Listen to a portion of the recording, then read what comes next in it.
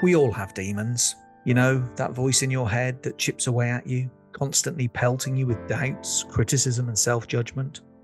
It's the voice that tells you you're not good enough, that you're stupid, fat, ugly, that no one likes you, or you'll never do it. That voice. By the way, if any of that resonates, this podcast was created for you. It's for those people who want to take control of what goes on between their ears, to master the way they think and feel. The whole thing's based on a really simple set of principles. Firstly, your mental health is your responsibility, not the government or a doctor or a therapist or anyone else.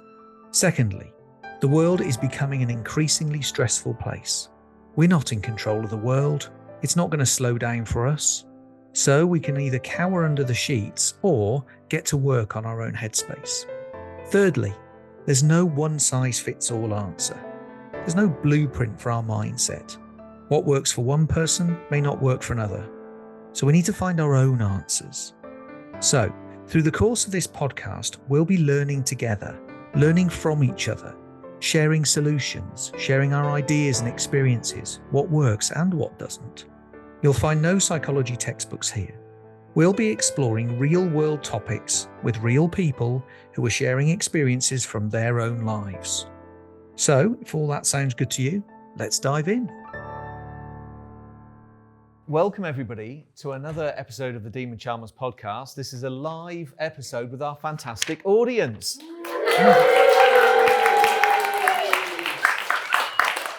Part-time podcast host and part-time studio manager.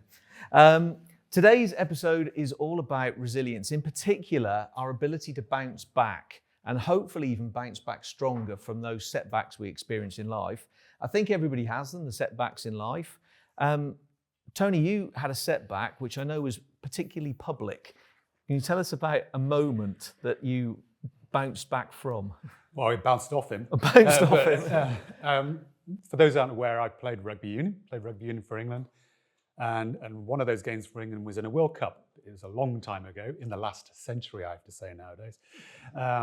But essentially it was a game against the All Blacks. World Cup semi-final, big stage, 40,000 people watching, millions watching around the world, and friends and family. And there was a certain gentleman called Jonah Lomu in the game. Now, those of you aren't aware who he is, or even who do, get a perspective about this gentleman.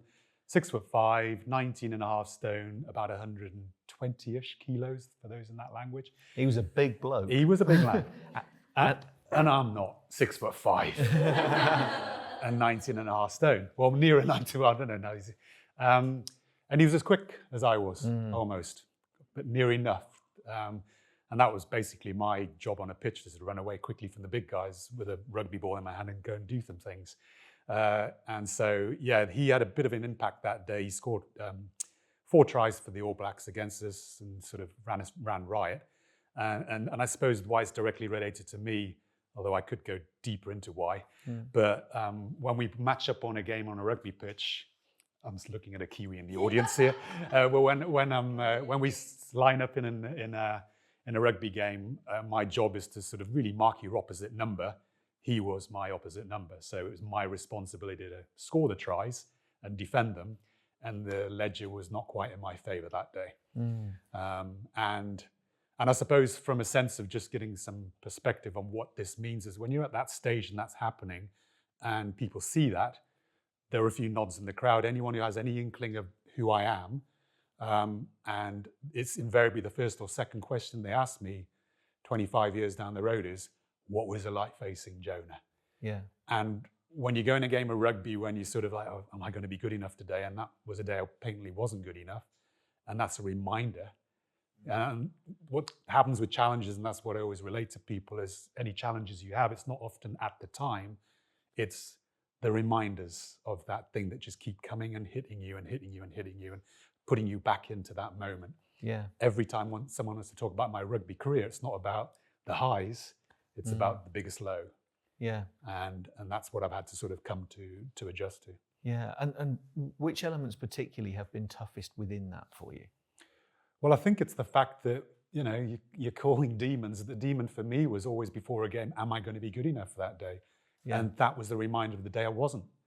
And So, you know, when you're questioning yourself anyway for why I'm even pulling an England shirt on, and then you, I don't want to use the word humiliated, but kind of, then that's the reminder of not being good enough, and you sort of make that, you equate that to everything else you're doing in your life, you know. Yeah, absolutely. And when something's so important to you, playing rugby was really important to you at the time, it's a fundamental part of who you were, you do tend to hang a lot on that. Yeah. And if you fail in that moment, if you feel like you failed, if you hit setbacks, it becomes particularly tough. Rachel, I know yours was reasonably similar, wasn't it? You had a pretty big challenge, Yes. which was very central to you. And it's not something that I share very often in public about either, because there's still a little bit of shame about what happened. But I feel like comfortable now talking about it. So for those of you that don't know me, I used to be, I trained to be an opera singer. That was what I did throughout my 20s up to my nearly 30s. And it was part of my life, actually, that I used to love singing. I used to really enjoy it. And then actually, the more I did it, the more I was in that world, the more I faced so much rejection and so much, you're not quite good enough, you know, you're going for auditioning and it's like, no. And my way of managing that at the time, I didn't know how to manage it, was to sort of like, well, I'll just take myself out of the equation. So I'll stop auditioning, I'll stop putting myself out there, I'll stop doing that in order to protect myself from the rejection. Which was tough to do. And the hardest point for me for the whole thing was that, so I spent 2 years on a postgraduate diploma course at a music conservatoire.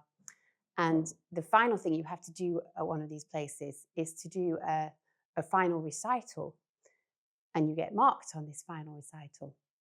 So I've got my family there, I've got people in the audience, and I go and do this final recital. And I actually feel like I'm having an out-of-body experience, because I just didn't feel like I was in my body at the time. It was really tough for me.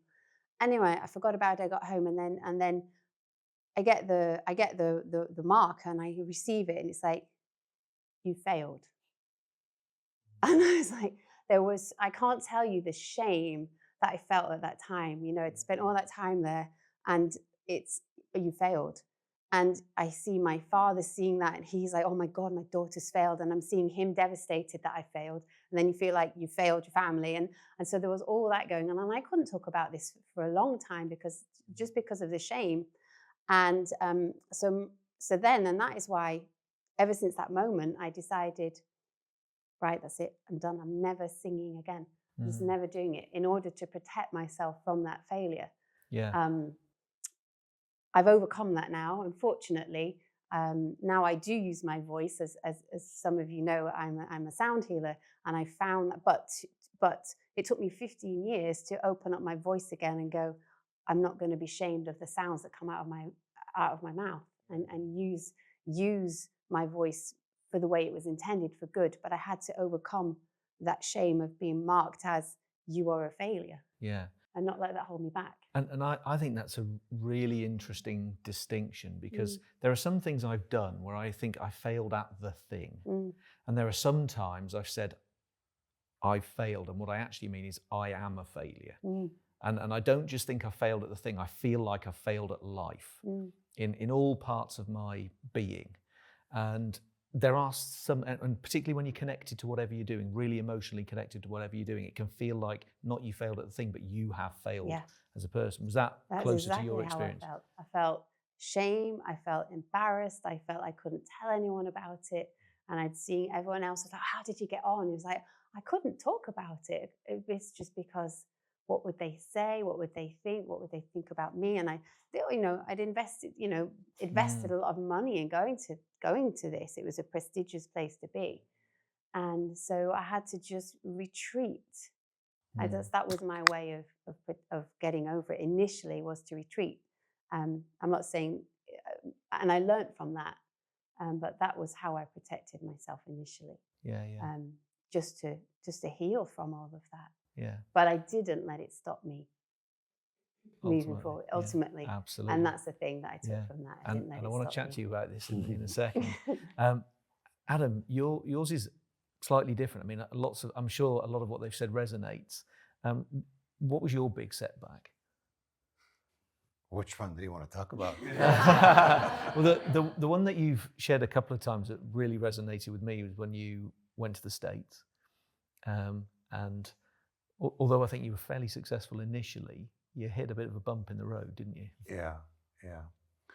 So just to give you a short background, I landed in US, 18 years old, high school graduate, didn't speak English, $194 in my pocket. Fast forward 10 years, I owned a small chain of coffee shops, restaurants, doing over $1 million a year, and exited that business very successfully. And fast forward, so this has happened in the first decade from 89 to 2000. In 2000, I sold the business and pretty much felt that I'm God, invincible. Yeah. Conquered the business world. Yeah, top of the business world, just pretty much crushed it, right? Achieved the American dream. I'm retired for the rest of my life. And fast forward about 12 months, and I was not only broke, but over $100,000 in debt. Made some investments that I shouldn't have made. I didn't understand. I knew how to make money. I didn't know how to make money work for me. Didn't know how to keep that money. And the fascinating thing is that it's almost like I knew that I got that sale, money came in, there were some things that went sideways, so some of that money was lost, and then my expenses just kept creeping up because I was successful, right? So I could afford a bunch of things, and I could see the payments just exceeding what I had, and I had a chance to stop it earlier, but I just was like staring at it going, I don't know what I was expecting. Yeah. Right, but sort of like you see that you're driving into the abyss, and you just go, all right, well, it's whatever, right? I'm sure it'll be okay. Sure, Something will come along. I mean, that's how stupid do you have to be? But another part of it is, so again, at this point, I sort of have this reputation and renown of being successful. I have arrived. So I'm slowly withdrawing from social circles because I can't keep up. I can't admit to anyone, like I am a failure, right? Meanwhile, I start with trading my luxury car, selling that off, buying a little something. Then I have to give up that little something because I can't afford it, and I'm driving a borrowed 25-year-old Ford Fiesta, I think, or something, whatever. It was like the tiniest Ford that was ever made, that was rusted out bucket on wheels, right? And I barely had money to put into this. I went from my dream house to selling that, even using up all that money quickly. And I went like, what on earth? So I was afraid to go anywhere. I went to meetings and I parked like 3 blocks away just so nobody could see what the hell I drove, because here's Mr. Successful walking into the room. So not being able to bring myself to admit to someone, hey, I'm going down nowhere fast. Can you support me? Can you help me? Went from my dream home to a 2-bedroom apartment with my wife and then 2 young kids, and my mother-in-law living with us in a tiny 2-bedroom apartment, and scrunching through. I remember, so I don't know if we'll get to this or not, but one point I asked, finally, it was desperation. I had no choice. I had to admit to someone, like, I'm out. I have nowhere to go. And a friend offered to meet up with me, but it was like a 100-mile drive. And I literally was trying to figure out how the hell am I going to get there and then drive back. Yeah. And there was a time I'm still trying to network and so on. I remember going to a business meeting and somehow had the money to go in there, buy the ticket for the event. But at the end of the event, this is where the real event happens. Everybody's getting together going, hey, let's go out for drinks or whatever, right? And I'm thinking, I've got $17 in my pocket. I've got to somehow drive home, buy gas to put in this car. If I've got to buy food for my family for the next day, if I go out, that $17 probably won't be even enough for one drink. I can't go. And then the humiliation starts. I mean, people didn't know why I couldn't go, right? But it's like, oh, come on, buddy. You're like, your wife is controlling you. You're pussy, whatever. Like, I don't even know if I can say this, sorry. The podcast nowadays, right? Joel does the edit. But it's like, all the bad things that guys would say. And 20 years ago to another guy, I was humiliated. Go like, but I can't, and I couldn't tell him why I couldn't. I couldn't because I had no money. Yeah.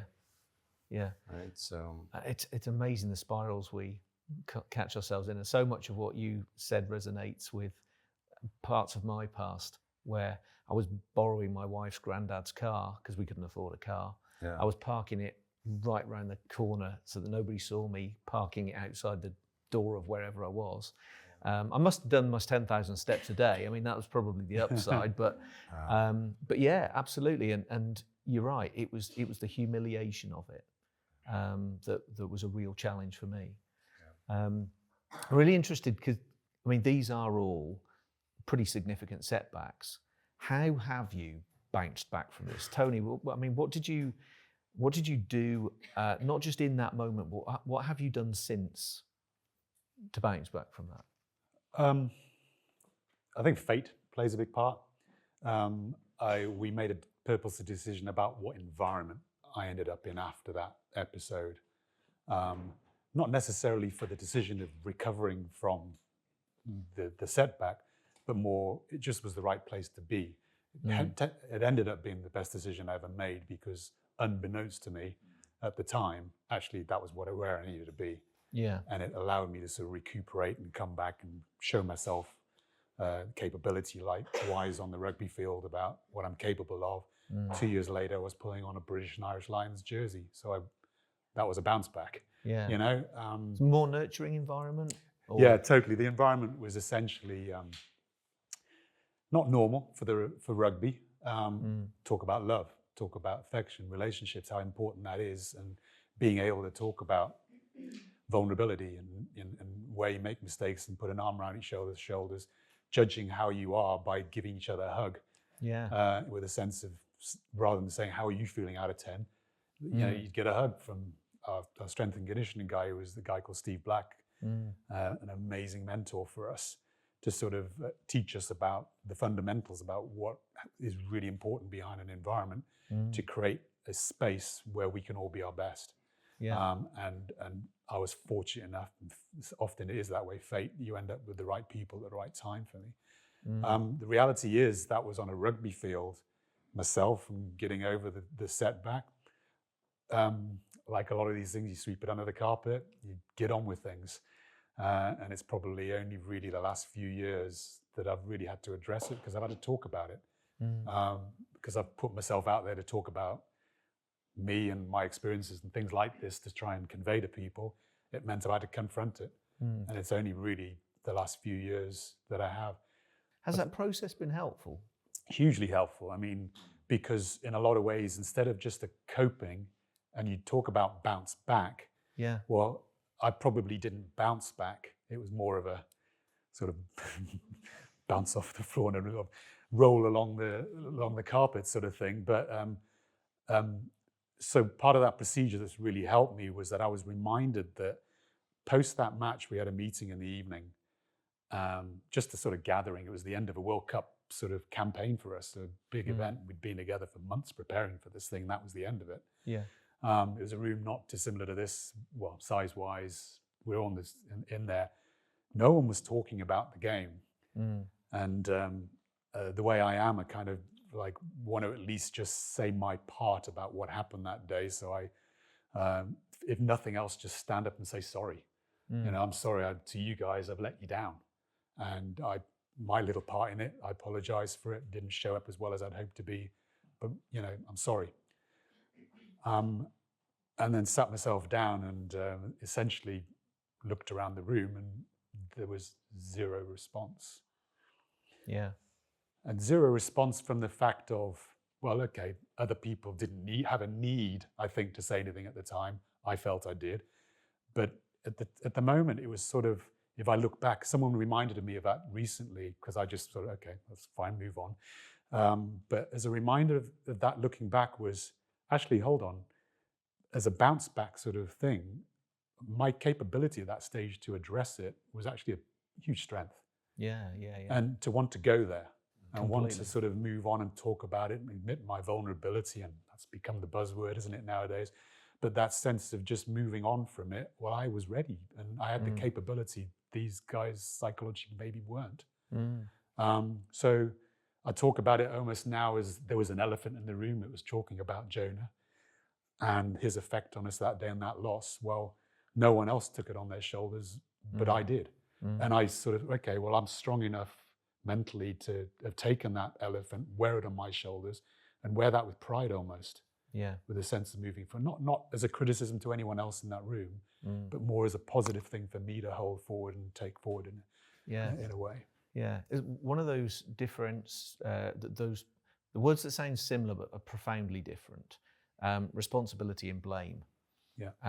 And I think one of the things that helps us to bounce back and learn from things is to take responsibility for them, which doesn't mean we have to blame ourselves. You know, blame's when judgment comes in. Responsibility is an acknowledgement in my book.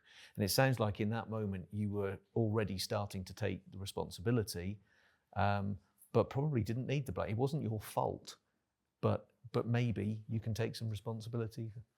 Yeah, and I think it's a fine balance between the two, isn't there? Probably myself, it was more about blame. And okay, no one else stood up. I'll blame myself then for this. But so yeah, and slowly over time, and especially over the last few years, just turn it more into accountability, responsibility is what it's about when we're talking about performance in my book. Yeah. And definitely was in the environment I went into, and about a collective responsibility, a collective accountability to deal with a problem.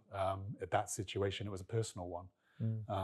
So yeah, that's a hugely sort of empowering thing for me. Yeah, brilliant. Rachel, you said that now you embrace your voice, but for a long time you sort of put it in a tiny little box and yeah, absolutely. So how did that happen? What did you do to start embracing your voice again? For me, it was initially it was like I said, it was retreat and just sort of like lick my own wounds, I think, and just that took quite a while. And then it was a realization that if I wanted to move forwards, I had to look at myself. And actually, so that's where I went on this journey of sort of, I suppose, healing part of my emotions and all that came with that. And I recognize that. So for me, in my mind, that part of my life was over. I sort of shut it down. I thought, right, that's over. I'm just never going to do that again. And I thought I was okay with that. And but what was interesting to me was as I'd gone on this journey of sort of like understanding myself, forgiving myself, overcoming the shame and being able to talk about it, which took me about 10 years to be able to talk about it properly. I recognized that what was happening was that my voice was becoming, like, even not talking about it, I was freeing up my voice again. And I recognized that there was more within me that wanted to come out. And I had to just let the fear of what people might think, what people might say, the fear of being judged again and all that. So I just to let that go, because actually this voice of mine didn't want to be shut down. And I had to listen to that and go, okay, that's more power, that's more important than my own sort of stuff I had thought about myself. Actually, the voice needs to come out because there are people that need it. And so actually that really helped me, because it was then not about me. It wasn't about, what did I sound like? Did that note sound right? Was I going to fail? What would people think about me? Because I took myself out of the equation, and actually the voice was more important, like I said, than what I thought about myself, if that makes sense. Absolutely. Yeah. Yeah. So, and that in itself, I think, is hugely powerful. The other element of it that I think is really powerful, and sort of tying back to what Tony just said, I'm now reflecting on the words bounce back, and I think that creates an image that this happens immediately. oh yeah. And as you just said, it doesn't. No. It's not actually a bounce. What it is, it's a landing and probably a creeping and a gradual getting back on your feet again, and maybe standing up eventually, and then maybe taking off. Yeah. But it isn't like a bounce. You hit the ground, you come back up again. Actually, that's probably the wrong term completely. It absolutely is, because I remember some people saying to me, I could have gone back. I got that you failed. I could have gone back and retaken that And I couldn't at the time. I didn't have the energy to bounce back at the time and walk back into the building and walk back into all those people and re-perform. I was like, I can't do that. I do not have the energy or the desire to put myself through that again. So I couldn't, like you said, bounce back immediately. It's took me time to do that, and that's okay. Yeah, absolutely. Go on, Tony. No, I think I agree with that, but I think it does depend on what you mean. I mean, kind of I did bounce back, but sometimes it's not just what we have personally with us that has bounced back. It's as I said, the environment that gave me the opportunity to bounce back, and give me that sense of belief. But the dealing with it can sometimes take a long time, and maybe I've been lucky enough to end up sort of being able to perform okay, but really getting on top of it and bouncing back to that extent, I think that's a closer metaphor to sort of creeping along. Yeah. Adam, how long did it take you to come back from that moment when you, like you said, you felt humiliated? You had $17 in your pocket. It's a really good question. I'm just playing in my head this conversation about bouncing back, speed, whether it's a gradual process or you bounce back. I think so. Before I answer your question, I think today I've got the maturity when stuff hits the fan to bounce back, and it really is more of a bounce back nowadays, quicker. Yeah. But thinking about that particular experience, I'm trying to think, have I bounced back yet? But what does bouncing back mean, right? So I think, I recovered financially fairly quickly. And I think it was like my thermostat was set at certain levels. So I was brought back to a certain level. But mentally, I hid that part of the story for probably a decade, maybe longer. I don't think I started talking and opening up about that part of my journey till like 2011, 12. Yeah. Maybe even like 13, 14 now that I think about it. It was just like, don't go there. And mentally, I think because of that, it was just playing in the background. Yeah, absolutely. Yeah. If this is all making sense to you, check out Silence Your Demons. I wrote it for people who are trying to navigate their own mental and emotional health, navigate their own life challenges. If you're interested to find out more, visit silenceyourdemons.co.uk. Again, the idea of bouncing almost is that a ball goes vertically down, hits the deck, comes back up in the same trajectory, comes back up vertically. And I thought, no, that's not how it happens. Usually, if we do get any kind of a bounce back, it's in a different direction. It's not in the same direction. It's not vertical. We don't go back to the same point and higher. We go off somewhere else usually. And that's usually how we use the experience that we've learned. So I'm really interested to know how you now use your experiences in your own life. And like, as you were saying, Adam, you can probably come back from things quicker now based on your experiences. So how do you use the experiences that you've had? So again, I have a habit of not answering the question. Have you considered being a politician at all? Maybe I should consider that, right?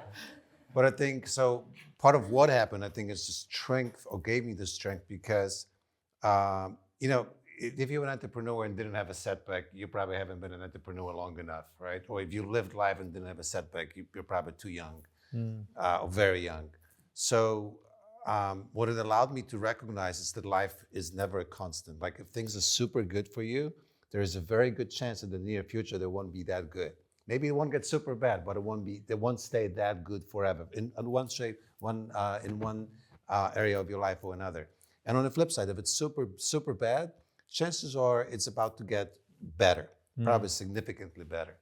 So one thing it allows me to, for myself, I can see that, like, if whatever it is, if it's super good, I'm like, all right, keep your eyes open because you're about to hit a wall, right? If it's super bad, I'm like, okay, don't get down on yourself because probably behind the next bend, there is a huge opportunity coming up. The universe got you back. But it also allows me to convey that to clients or people that come into my life, my circle of awareness, that are in either one of those spaces. Like, if someone is on the top, they usually don't want to listen, that things might get worse. But if they're at the bottom, they need that ray of hope, like, listen, just keep going, because probably a few steps from here, it's going to get dramatically better for you, right? So whatever it is, just trust me, it's going to get better. Yeah. But for me, the the question was like, how do I use that to bounce back, or like the Yeah.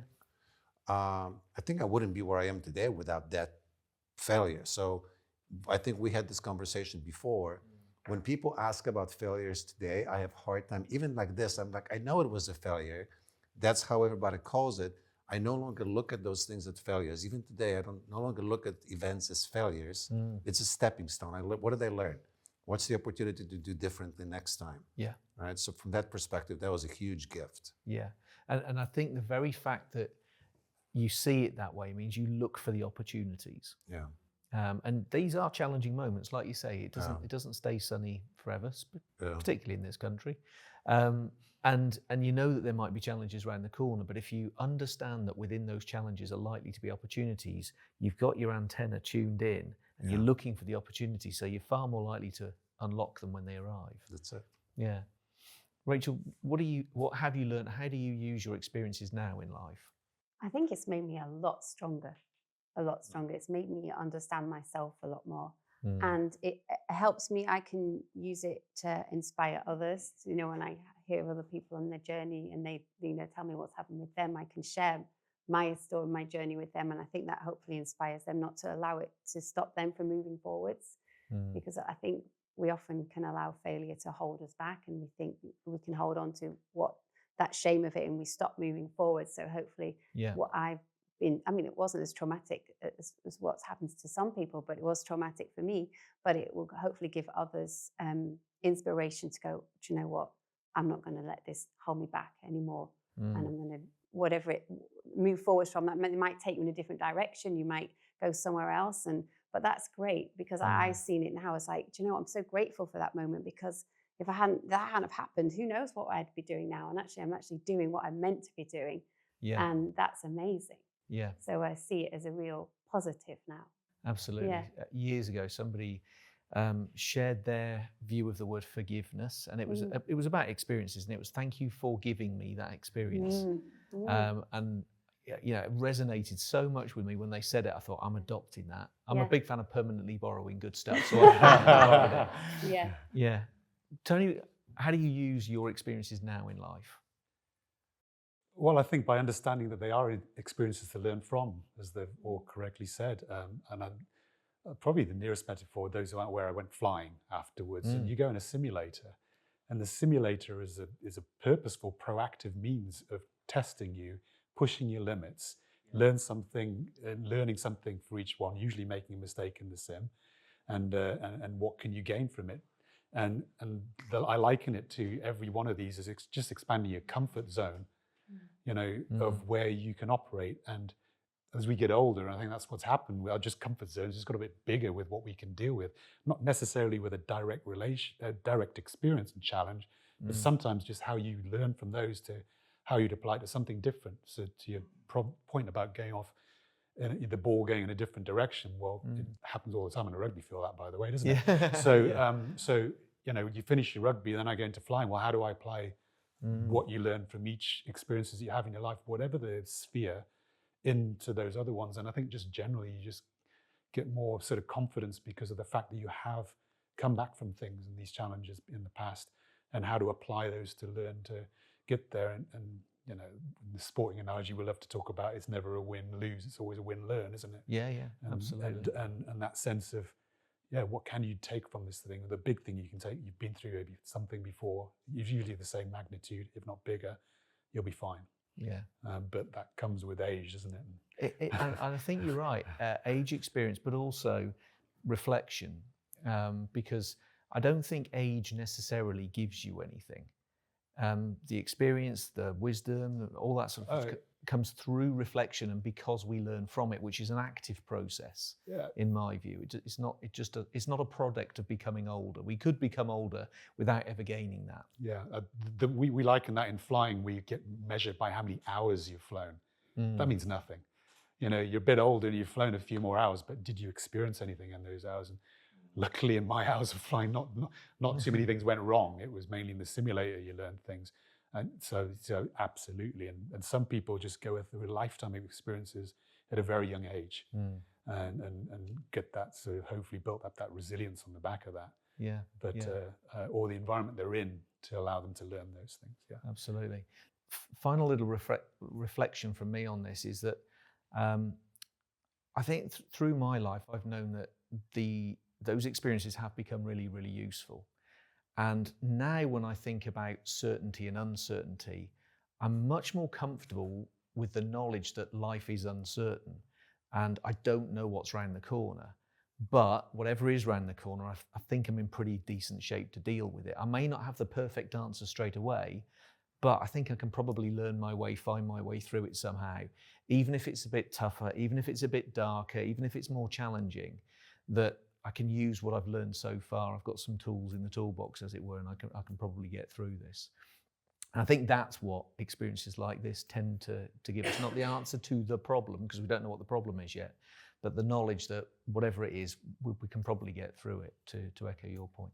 Ladies and gentlemen, please give a huge round of applause for our fantastic crew. Wonderful.